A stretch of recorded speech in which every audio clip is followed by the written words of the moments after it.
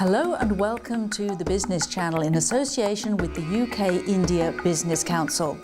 In this programme we look at the scale and the extent of the changes that are happening in India, and we report on how Britain can contribute to its growth.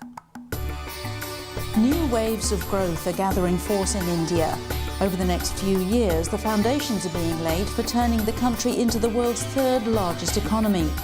Everywhere, infrastructure and facilities are improving and expectations are changing in lifestyles as in business. Well, the India growth story is extraordinarily exciting in itself, but it's part of actually an even bigger story, which is really the re-emergence of India and China as the dominant centre of the world economy. I mean, that was the position right up until about the 17th, 18th century. It was the Industrial Revolution that changed all that. So really what we're now seeing is this shift in the world's centre of economic gravity back to Asia, back to India and China in particular. And that makes for an extraordinarily exciting time in India with the growth rates that they're experiencing. There are always plenty of challenges in most markets, and India's got its fair share of challenges, but the truth is that the Indian opportunity is simply enormous. There are so many different British businesses, large, medium, small, in different sectors, that could benefit from engaging with the Indian opportunity. And this is a large country, there's a lot of dynamism in many different states at grassroots level. Well, India is a very fast-growing country at the present moment in time. It's growing from around about 6% per annum, which is significantly in excess of the UK, Europe and most major industrial nations. 25% of the world's under 25s live in India. So it's a very vibrant economy, growing economy with lots of opportunities. And that's one of the reasons why a company should be looking at India at the present moment in time. There's been enormous change in India. One of the things that I almost need to remind myself, as I do with other people, is that liberalisation in India only started in the 1990s, economic liberalisation. And really, 20 plus years is a blink in the eye in terms of economic activity.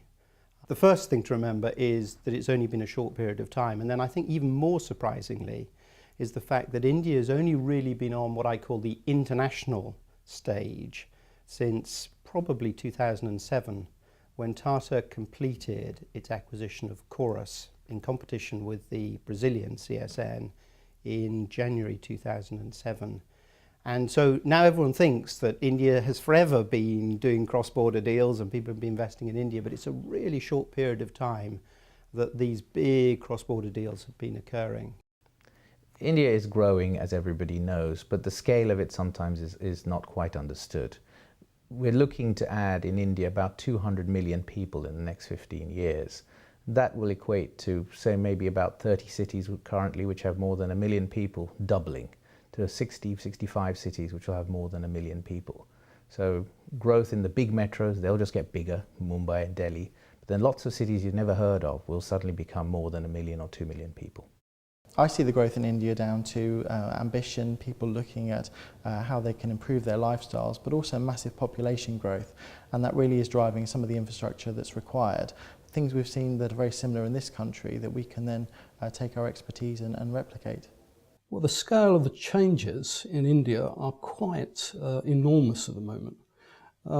If you take this two ways, first of all in business terms, you can't be anything other than impressed by India, by the scale of what's happening. Every hotel you go into is full of business people. From our point of view, of course, the slums are expanding at a phenomenal rate, and that has to be fixed.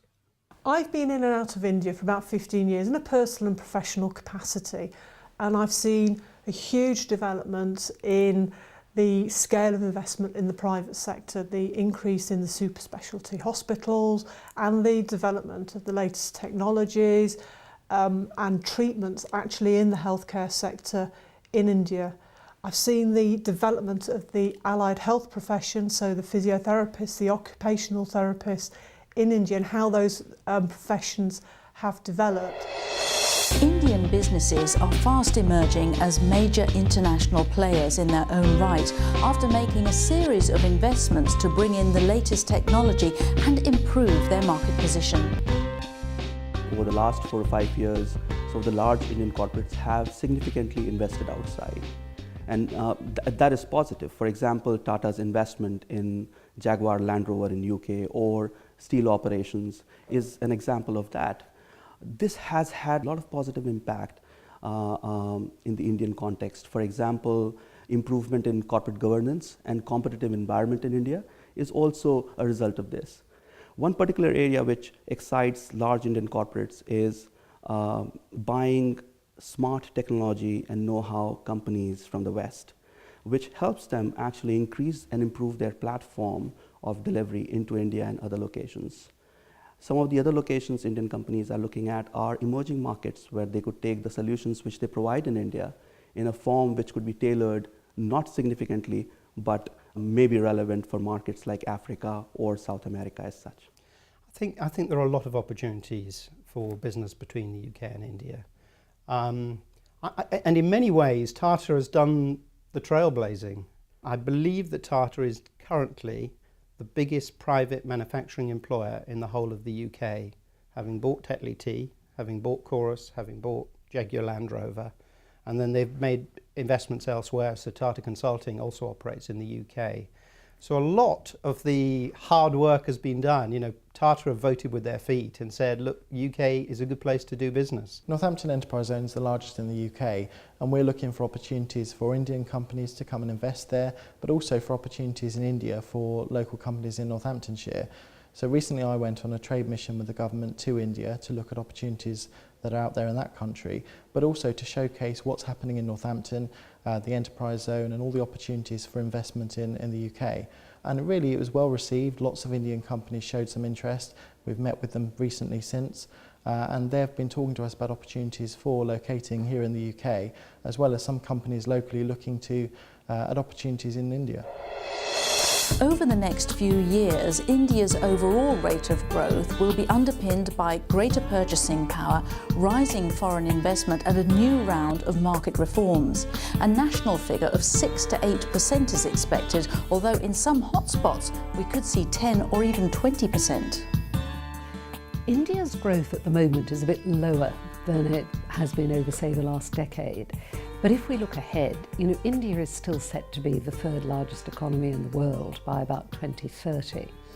And what we're seeing in India is some states, I mean, Gujarat, for instance, it's been growing even faster than China over the last decade. It's set to continue doing that. So growth in India is uneven. And you've got parts of the country that are growing extraordinarily fast.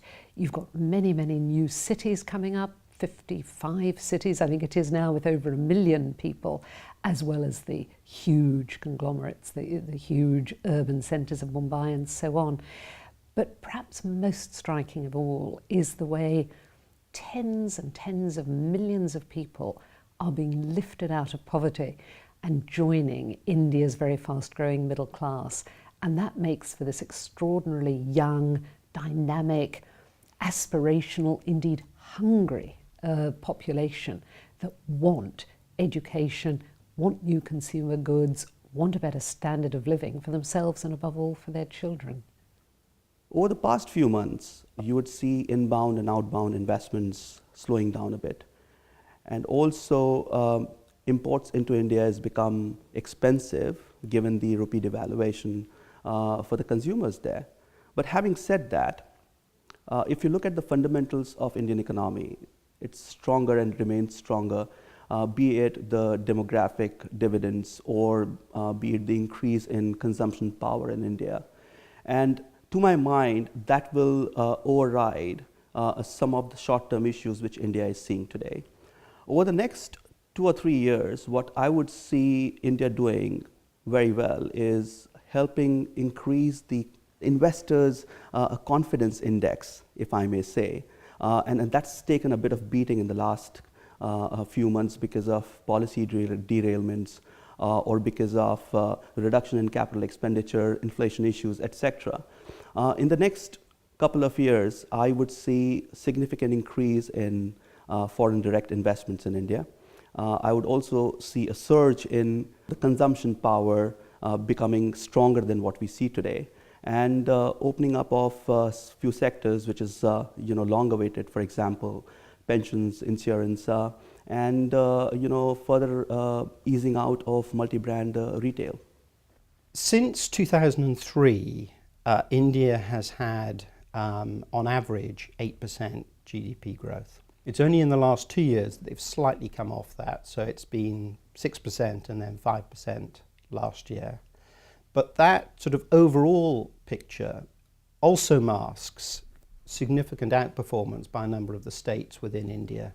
So you've got places like Gujarat, Tamil Nadu in the south, and Bihar that have performed at over 10% growth, and indeed Gujarat got close to 20% growth. So my sense is that people should look at and be mindful of the different states and the speed at which they're growing, how business friendly they are. And I think there is every possibility, we've got elections next year, that India could start rising again at that level. I think Indian growth will continue at a very strong pace. I do think, however, that the Indian government do need to think about some short-term actions to help stimulate that growth. The actions that I think the government needs to focus on include developing a more sophisticated financial services industry that will help fund some of the growth that India needs. India will not be able to rely on external funding for some of the growth that it needs, particularly in terms of long-term infrastructure. Well, the development over the next 2 or 3 years in India will continue at a similar rate to what it's doing now. I don't see any change in that. Of course, it's affected by the world situation, and there are dips and peaks in that. But the overall effect in India is quite large. I mean, you can see everywhere that business is driving forward very quickly, and the population is expanding so quickly that it drives itself. Business between Britain and India might be growing at 30% a year, but many experts argue it could be even more. David Cameron, when he went to India as his first overseas visit as Prime Minister, set the ambitious target of doubling trade between Britain and India. We're well on the way to do that, and indeed over the last year it increased by nearly 30%. So there's a lot already achieved. There's a lot more actually that needs to be done, because India's growing so fast, and India's trade with the rest of the world, and particularly with China and the other emerging economies, is growing so fast that at the moment, although we're growing in absolute terms in our trade, actually as a share of trade with India, we're slipping back. So we really want to see that increase in terms of two-way trade, but also two-way investment. I saw lots of examples in India of people wanting better quality of life, and with that comes more requirement for housing, for infrastructure projects, and I think British businesses are really best placed with their track record of experience delivery here in the UK to go out to India, and a good opportunity for them to do business. UK and India has natural advantage of doing business together. Both the countries speak the same language. A lot of Indian businesses are already in UK, either having offices or are doing business, and likewise UK companies in India. And that, to my mind, is very important. What I see is there are certain sectors where UK is a dominant player. For example, whether it's healthcare, banking, or advanced engineering.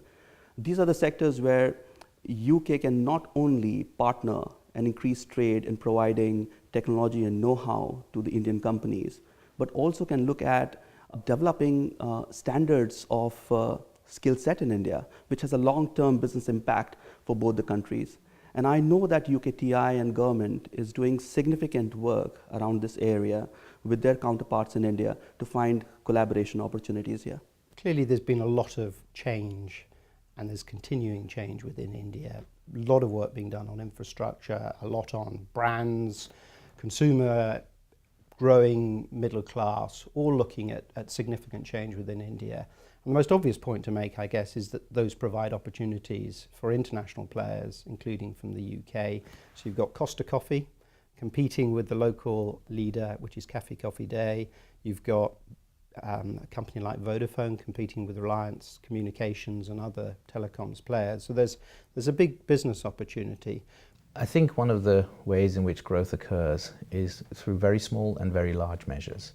The smaller companies, the SMEs, they need to get out into India and establish on the ground, and there's lots of business available to be done between companies of that scale. However, the other way in which business can grow is by the UK government organising large packages of development and infrastructure projects to bring finance and teams of people into India to take on the very large projects. This smaller companies can't do. We need government assistance for that. And the UK government is now doing something in that direction. They've just started something called the Bangalore-Mumbai Economic Corridor, and hopefully that and other sorts of initiatives will help bring together British business into India. UK and India face common challenges in delivering high quality, cost effective healthcare and education delivery. And I think the NHS has a lot of experience and is well reputed globally for delivering quality, cost effective healthcare. There's the synergies around how we can use the NHS model to help healthcare provision and to adapt it really to meet Indian needs. But similarly in the education sector, there's the changing landscape around digital technologies. So we need to be looking at how we can use digital technologies to help enhance educational delivery to reach the masses that there are in India and to meet those educational needs as well as the healthcare needs. For India, Britain has two main advantages. It's an easy place to do business with good access to Europe, plus it's a prime source of the expertise and technology needed to drive growth. Well, first of all, for any Indian company that's looking to sell or expand into Europe, of course, Britain is the natural place to come. We've got all those ties of family and culture and language and ease of doing business, really. And that's why, of course, Britain remains the #1 destination for foreign direct investment coming into Europe generally. But of course, we're also home to some of the great Indian companies, Tata, for instance, which is now Britain's largest manufacturing employer. And then if you look in the other direction, you know, a number of the sectors where Britain is very strong, advanced engineering and manufacturing, for instance, digital media and IT services, skills and education, retail and logistics, a number of areas like that. Britain is strong. India is strong but has a very, very fast-growing market and great needs. We see it in infrastructure as well. I mean, the Indian government has set out on a programme of £1 trillion infrastructure investment over the next 5 years. Britain has got a lot of the engineering consultancies, the design consultancies, the experts, for instance, in urban development and redevelopment that can help India meet its needs in that sector. India, I think, is looking for, in particular, two things. One is looking for resources, so it's looking at Australia and Indonesia and Africa for resources to meet the needs of its enormous population, mostly in competition with China. But what the UK can offer is the second thing that they're looking for, which is technology. They're looking for clever technology, innovative technology that they can, in partnership with UK businesses, take back to India, scale and use there effectively. I think the final piece is there's a sort of familiarity with laws as well, which obviously underpin every business agreement that's entered into between two countries. And India and the UK share a lot of history in terms of law, and if you look at corporate law, contract law, for example, they're almost identical. I think strengthening the flows of business between the UK and India is critical. It is for us. This is an expanding market. We can't miss out on that market. But at the same time, for India, it's extremely important. They haven't got all the skills they need. They haven't got all the techniques. And they admit that. They know that. They want to work with us. But the critical thing is we should not be trying to go in and do everything for them. What they would much prefer is for us to go in and give them the techniques for them to be able to do it or to join in partnerships. I think the historic business links between India are really helpful. We've got similar cultures, similar history, and the language is obviously very useful for everyone to be able to correspond And so I think Indian businesses do see the UK as the hub for their European expansions. I think the advantages of the UK to Indian businesses is in terms of reputation. I think they see us as being reliable. It's historic. We speak the same language. We work very well. Actually, I've been very surprised going into India, finding how easy it was to work with them. So I think there are lots of advantages already. Reliability is a key thing, I think. I think they see us as being reliable. In India, there are two words which sometimes characterize the way business is done. Jugaad is one of them and chalta hai is another. Jugaad means doing things just to fit the purpose, and chalta hai means a quality which is just good enough. And I think Britain brings a rigorous working practice, is associated with brands and quality working, which India, I think, needs and is now beginning to recognize that it wants. The other thing is technology. Britain has been using technology with a lot of capital substitution over many years. There are a lot of advanced technologies which have now a huge market in India. In the area of traffic control, for instance, projects that will ease the flow in cities will be done using international technologies. The NHS in the UK has had a lot of medical sort of staff from India working in it for years. They've now gone back to India, and so there's a strong understanding between the two healthcare systems. So I think that really helps potential communication and partnerships, because there's a common framework there. I think Indian companies do see British companies at the cutting edge and really trying to lead the way in infrastructure and regeneration. And looking at some of the schemes that have been done in the UK, I think they're good examples of how Indian and British companies can work together. The aspirations of India's millions of new consumers are creating a sweet spot for many British brands, including retailers who've just been given more scope to enter the market. Another thing which I would like to talk about is the significant increase in consumption base in India. And over the last 20 years, if you look at increase in education coverage in India and also the opening up of economy, has had a very positive impact and increase in purchasing power in the country. And that has led to coming of the modern India, and the modern Indian consumer is very aspirational, looking for high quality products. And I think that's a sweet spot for UK companies to look at. The growing middle classes in India are going to continue to grow and develop. There's a real hunger and a real aspiration for the middle classes to achieve. I think that presents a number of opportunities for UK businesses to exploit that market potential and that market growth. Well, if I take the retail area, I mean, for years now, we, and indeed many of the Indian business community, have been urging the Indian government to liberalise foreign investment into retail. And I'm delighted to say that recently the government announced that for single brand retail, foreign investors could come in at 100% ownership. For multi-brand retail, it's gone to just around 50%. So significant changes there. And it's a British company, a British shoe company called Pavers, that has actually been the first foreign company to take advantage of that opening up for single brand retail.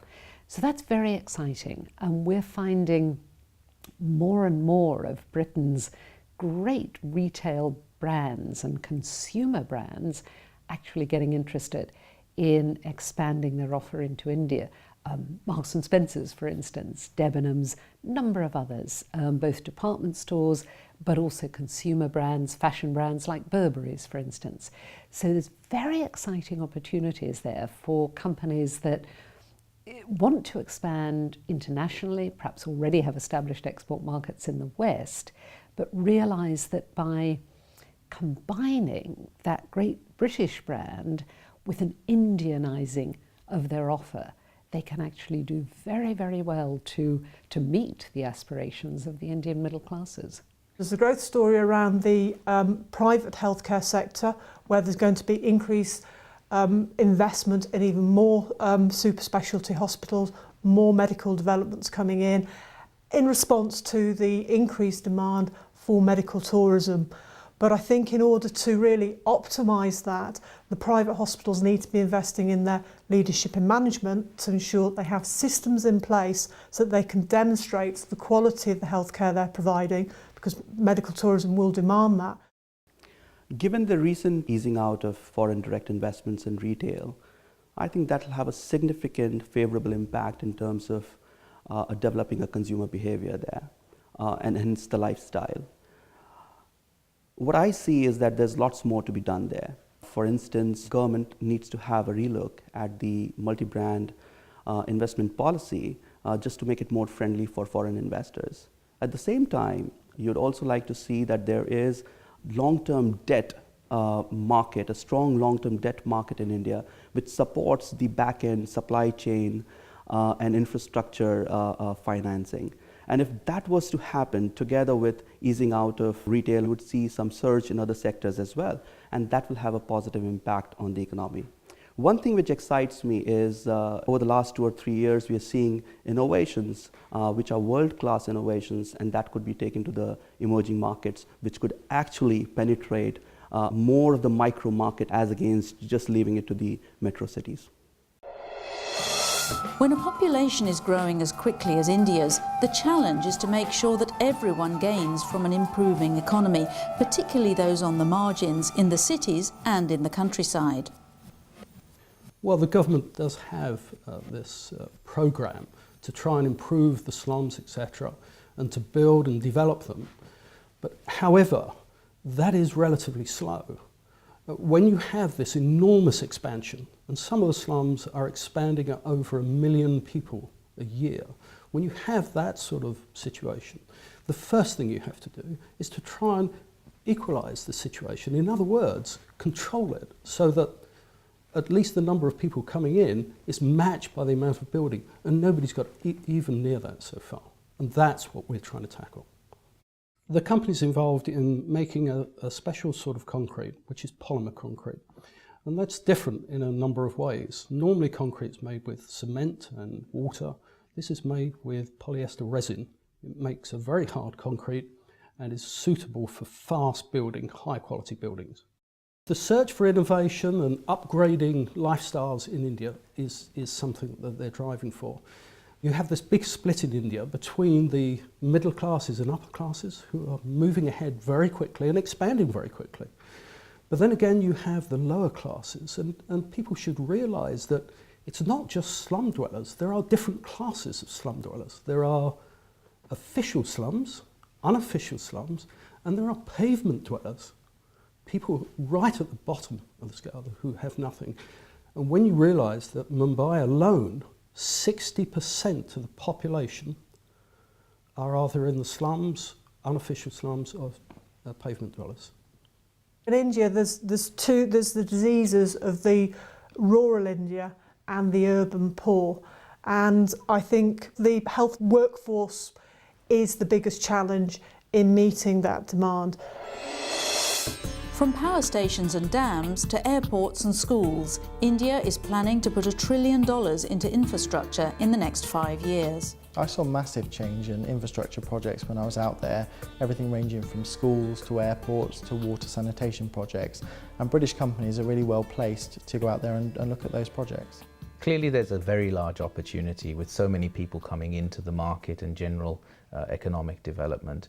But that opportunity is not only for infrastructure, but a particular kind of infrastructure, which is green infrastructure. India is a resource-constrained economy. It imports oil. It needs more power to fuel and power these lifestyles. In fact, it's currently in a power deficit. There's not enough power. Even if you build all the nuclear and all the new stations, there's still not enough. India's proposing to build 300 dams.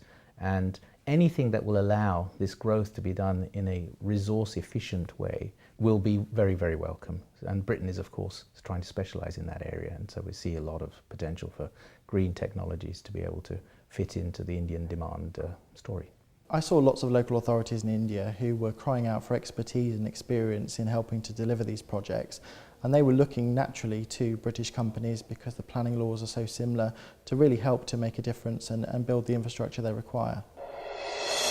As India has opened up commercially, it's become a less complex and less distant place to do business.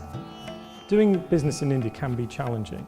I think one of the challenges of doing business in India is that India is not one country but many different cultures, many different languages. And I think it's incredibly important that for anybody entering into the Indian market that they know precisely the market that they wish to address. Very few Indian companies actually operate as a national pan-Indian business. So why would a foreign company wish to do the same? So I think it's incredibly important to understand the market that you're operating in. So long as you stick to what you know, the market that you're operating in, and do your homework, then actually India is not too difficult a place to do business in. India is quite an open environment in which to operate, but there are rules and regulations that you have to adhere to, just as in any other jurisdiction. So being aware of what the legal position is, being aware of what the accounting position is, being aware of what the visa issues are in relation to movement and employment of foreigners within India is very important. There are taxation treaties. There are mechanisms that you can use in terms of structuring your companies, either directly or via Mauritius, offshore entities like Mauritius, in order to facilitate the movement of capital backwards and forwards. So there are rules and regulations that you have to take cognizance of in order to make sure that your operating is as painless as possible. But that is no different from any other country. On one level, it is much easier from the days of the so-called license Raj. That, I think, era has disappeared. Generally, most permits are very easy to achieve, registrations. Working with IT India is well known for its IT skills, so telecommunications and all that's fine. However, on another level, I think generally wading through government procedures and tax and these kind of things, that hasn't really changed. In fact, it's probably got a little more complex, and it's important to get good advice because you can get that quite wrong. It was very helpful for me to go out to India and meet face to face with businessmen and women out there looking for opportunities in the UK. But since then, a lot of the business has been transacted via email and people contacting us. So I think actually with the global community getting smaller, it is much easier for business to be transacted and looking at opportunities across the globe. I think it is easier now to do business in India. I think the distance isn't an issue really for us. Jump on a plane, you can be there same day. And I don't think there are big barriers. I think the whole world is recognising international trade, and you have some huge organisations like Tata who are only too willing to talk to people in the UK. They want to work here, we want to work with them. So I don't think there are great barriers. I think the use of digital technologies, not only is it providing solutions in terms of healthcare, it's also helping communication with Indian companies so that you can establish really in-depth communication at a distance to understand each other's expertise and the local need.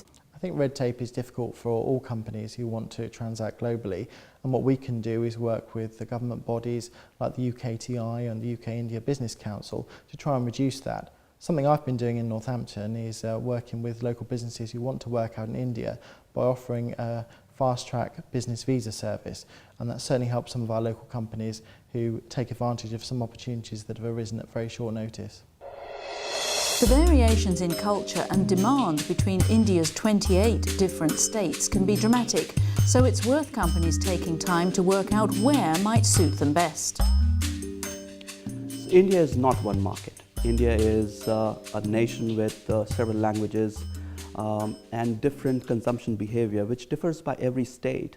And it could be in form of color or size or taste. And that makes India very complex to do business in. India is a large market. It is complex. There are many states in India. There are 28 states, different states. 1.2 billion people live in this market. So you have to look at individual states, individual geographic regions, and understand the nuances between them and deciding where it's most appropriate for you to make your landing as a company. Whether your product actually makes sense in the south of India versus the north of India. These are things that you have to decide. Different states have different regulations And I think more importantly than the differing regulations are the different cultures that are pervasive in each of the different states. And it's very important that you know, as a foreign business doing business in India, it's very important that you understand those regional and countrywide differences. In India, you have to be brutally honest with yourself. The assumptions on which you base your existing models for business, products and pricing may have to be rewritten. I think the first thing is to get out on the ground. It's very important to do business in India. Nobody's going to do business with the so-called suitcase company because there are lots of choices of people who are on the ground. Send your best people, don't send people you'd rather not have in your home office. You have to have people who are patient. Projects don't happen quickly in India, things take a lot of time. And new companies will often find themselves quite besieged by people wanting to be their partners. Be very careful here. You need to do a lot of due diligence. Make many contacts, but don't jump into being partners with anybody until you've done a lot of due diligence. Third thing is, look carefully at the contracts that you're being asked to sign. A lot of Indian companies will take risks that you will not be willing or able to take. You need to be careful about that because the reputation of being in a contract and then trying to get out of it is not something you ever want to contemplate. It rather depends on the sector that you're in, the business that you are, the size of business you are. So exporting is one, putting goods in the back of a container. The other one is actually going out there, establishing a manufacturing, processing, assembly plant. Or another is actually finding an Indian partner. And a lot of companies actually decide the latter course on the basis that it gives you immediate expertise, access to expertise, and knowledge of the Indian market without having to build that up over what is sometimes a considerable period of time. The thing that I think is important to remember for India is you need almost to bring a slightly different mindset, a different strategy, a different business approach. So just to give you an example of that, Unilever is often held out as a company that has been in India for a long time and thinks Indian. And so what have they done differently? They have empowered local women in villages to sell sachets of shampoo because within villages they can't afford the big bottles, and therefore they have adopted their business model. They've sold sachets, they've met a consumer need, the consumer's happy, and Unilever is able to make a profit. So it's just changing your mindset. It's thinking, how can I approach this market, not simply importing Western business models which often don't work. The main challenge for operating and running and setting up a company in India for me is understanding the environment. Being absolutely brutal as to whether your financial and business model and product model and your pricing policy works in India. Because taking a product in America or in the UK and just plonk it in India doesn't necessarily work unless you're a global brand. But many people are not global brands, and therefore you have to understand whether your tie or your shoes actually work in India from a price point of view, from a manufacturing point of view, and from a sales point of view. So it's putting in that due diligence that is actually critical. Before leaping at an opportunity or signing a deal, organisations are wise to make sure they've found the right partner and have taken the time to build a good relationship. I would say take your time to find the right people and build relationships with them. Don't expect to turn up on a plane and sign your first contract on your first visit. It does take time, and you need to show people in India that you're serious, that you want to spend time there, you really want to get to know them and the Indian market. But I think if you do that and build the right relationships, you'll succeed. Indian partners and negotiating and becoming friends with Indian is not difficult. They're quite sociable. If you look at the way that Indians interact with foreigners, they actually make very good partners. If you look at the companies that have come to the UK, for instance, Tatas, their influence and their impact on Jaguar Land Rover has been very beneficial. But you have to invest time to get to know them. They are quite reserved. They're quite hierarchical in the way that they operate. So the investment that you put in terms of developing that relationship pays dividends going forward. It's not like in Europe and developed nations where you can rush in and talk about business initially. Sometimes there is a social interaction that has to take place. But as I said, that investment that you make up front pays dividends further on. There are a couple of considerations which are very, very important to think about when you're entering market like India and want to navigate through issues and challenges there. One being finding the right partner. So if you are looking at a pan-India business, you'd rather look for a strong pan-India presence from your partner in India. And there are not too many such players who would provide that platform to you. So in case you're looking at certain stronger regional entries, you'd find stronger regional partners to partner with. And in that case, you may not have one partner to partner with, but multiple. So that, to my mind, is a quite important point to consider while you're looking at India.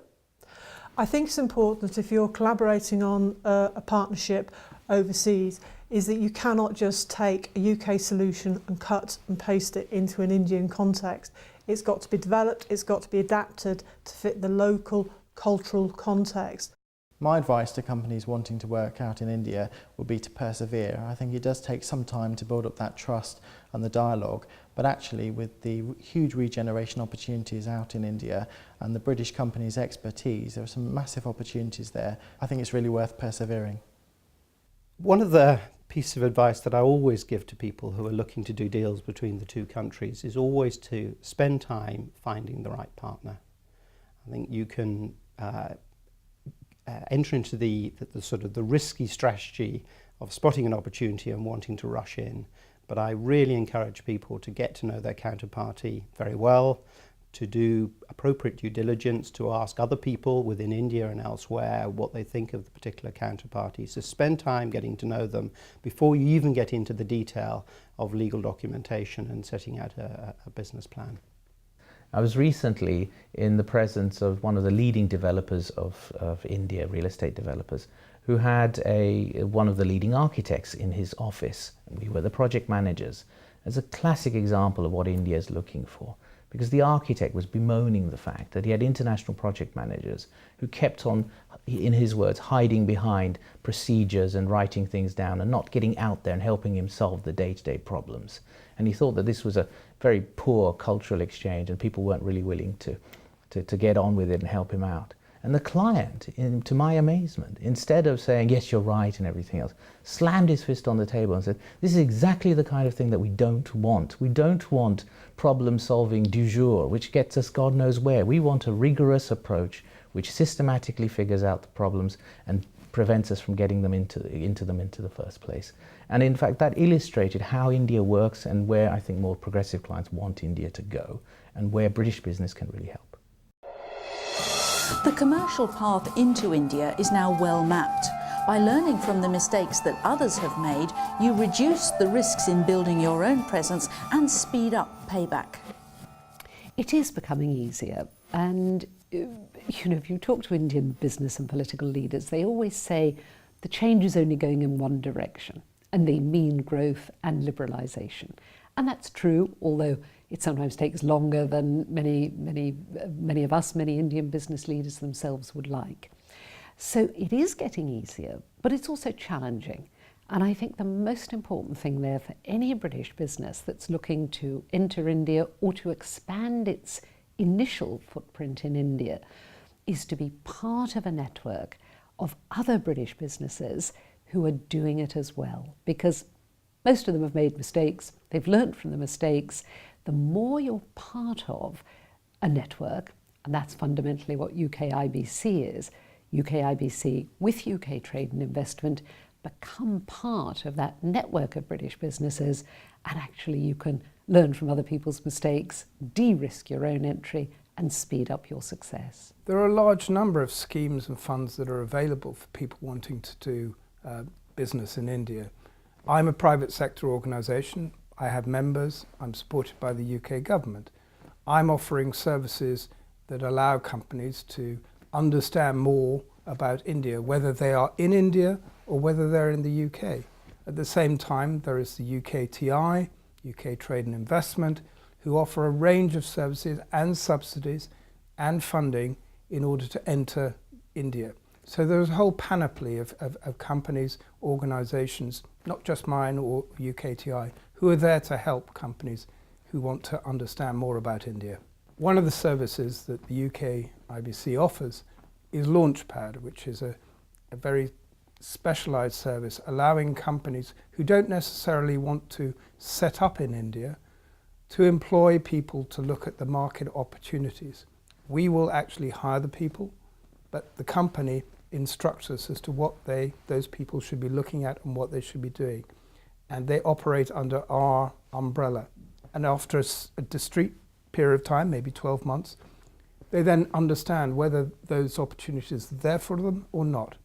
So they can cap their expenses, but nevertheless still gain the knowledge of having on-the-ground experience.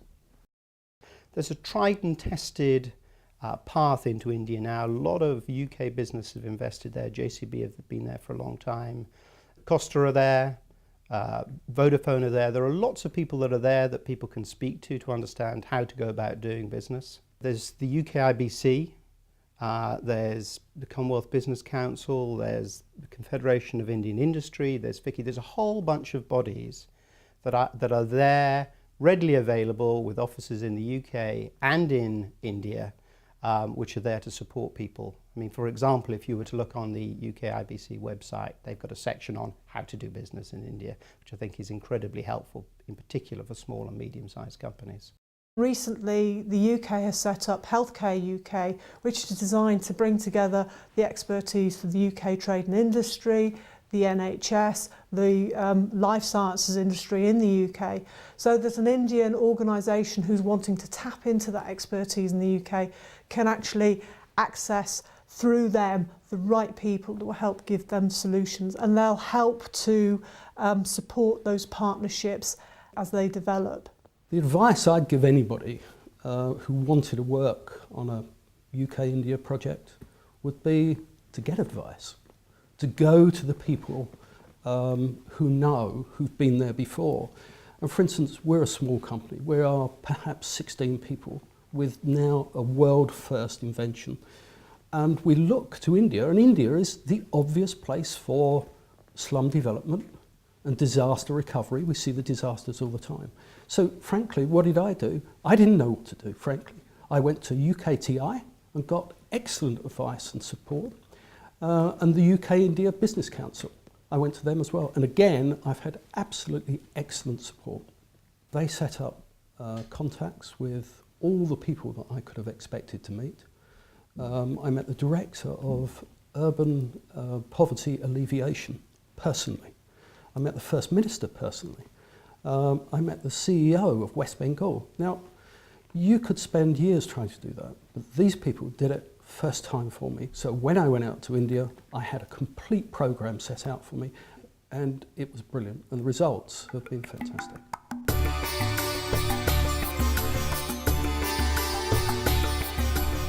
Like Polycare, all sorts of companies in Britain and India have everything to play for. Overall, flows of business between our two countries are expected to double by 2015 to £23 billion. In developing projects, risks remain on both sides, but the upside for those working on the right projects on the right terms is that they will be part of the future growth story in India for years to come. Well, that's all we've got time for at the moment, but if you'd like to know more about any of the organisations that we featured in the programme, then visit our website, thebusinesschannel.tv. And coming up immediately after the programme is a short feature on the UK India Business Council's new business centre in Gurgaon, just outside Delhi. Bye-bye for now.